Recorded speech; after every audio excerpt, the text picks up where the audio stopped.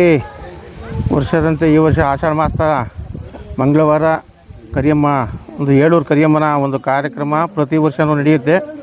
ಈ ಒಂದು ಕಾರ್ಯಕ್ರಮದಲ್ಲಿ ನಾದೂರಿನ ಒಂದು 4 ಪ್ರಮುಖ ದೇವಸ್ಥಾನಗಳಿದ್ದಾವೆ. ಆ ದೇವಸ್ಥಾನಗಳ ಕಾರ್ಯಕ್ರಮ ಒಂದೊಂದಾಗಿ ಮೊದಲು ಪಾಂಡುರಂಗಂದು, 2ನೇದು ವಿರಾಟ್ ಪರ್ವ, 3ನೇದು ಕುಂಭಾಭಿಷೇಕ, 4ನೇದು ಕರಿಯಮ್ಮ, 5ನೇದು ಇನ್ನು ಭಾನುವಾರ ರಾಮದೇವ ವರ್ಷ. ಹೀಗೆ ಪ್ರತಿ ವರ್ಷವೂ ಸಹ ಆಷಾಢ ಮಾಸದಲ್ಲಿ ಹೀಗೆ ಕೆಲಸಗಳನ್ನು ಏಳೂರು ಗ್ರಾಮಸ್ಥರು ಸೇರಿ ಈ ಕಾರ್ಯಕ್ರಮವನ್ನು ನಾವು ಪ್ರತಿ ವರ್ಷ ನಡೆಸ್ಕೊಂಡು ಹೋಗ್ತಾ ಇದ್ದೀವಿ.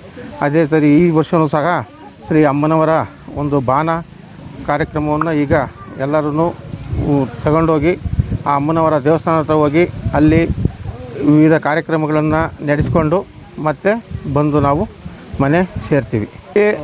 ನಮ್ಮ ಏನು ಒಂದು ಗ್ರಾಮದ ಪದ್ಧತಿ ಪ್ರಕಾರ ಗೌಡ, ಶಾನ್ಭೋಗ, ತೋಟಿ, ತಳವಾರರು ಎಲ್ಲ ಒಂದು 12 ಜನ ಕೈವಾಡಸ್ಥರು ಸಹ ಮೊದಲೇ ಒಂದು 3 ದಿವಸ ಮುಂಚಿತವಲ್ಲೇ, ವಾರದ ಮುಂಚಿತವಲ್ಲೇ ಮಾತಾಡಿ ಎಲ್ಲ ಕಾರ್ಯಕ್ರಮಗಳು ಹೆಂಗೆ ಜರೂರವಾಗಿ ನಡೆಯಬೇಕು, ಹಂಗೇ ಗೊಲ್ಗೌಡರಾದಂಥ ಕೃಷ್ಣಪ್ಪನವರು ಕುರಿ ಕೊಡೋದಾಗಲಿ ಅಥವಾ ಈ ಗೌಡರು ಬಾನ ಮಾಡೋದಾಗಲಿ ಎಲ್ಲವನ್ನೂ ಸಹ ತೋಟಿ ತಳವಾರರು ಈ ಒಂದು ಕಾರ್ಯಕ್ರಮದಲ್ಲಿ ಎಲ್ಲ ದುಡ್ಡನ್ನು ಎತ್ತಿ ಈ ಏನೇನು ಪೂಜಾ ಕಾರ್ಯಕ್ರಮಕ್ಕೆ ಆಗುತ್ತೋ ಗ್ರಾಮಸ್ಥರಿಂದ ವಸೂಲು ಮಾಡಿ ಒಂದು ಇವತ್ತಿನ ಕಾರ್ಯಕ್ರಮಕ್ಕೆ ಅದನ್ನು ಸದ್ವಿನಿಯೋಗ ಮಾಡ್ಕೊಳ್ತಾರೆ.